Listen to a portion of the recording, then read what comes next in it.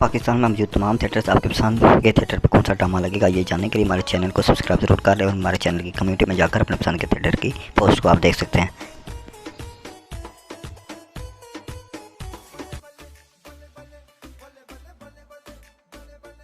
दोस्तों 23 सितंबर 2022 से कैप्री थिएटर में एक बहुत बड़ी कास्ट के साथ ड्रामा प्ले होने जा रहा है। ड्रामे को लाजमी देखिएगा, हमारे चैनल को सब्सक्राइब जरूर कर लें। दोस्तों वीडियो को भी लाइक ज़रूर कर दें ताकि आपको आपके पसंद के थिएटर की नोटिफिकेशन मिलते रहे।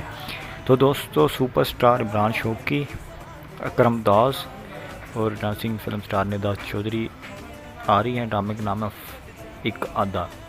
फिल्म या म्यूज़िकल ड्रामा है दोस्तों। जुम्मा 23 सितंबर 2022 से कैप्री थिएटर गुजरांवाला के अंदर। दोस्तों पूरी कास्ट अनकरीब अपलोड कर दूंगा। दोस्तों वीडियो को लाइक ज़रूर कर दें।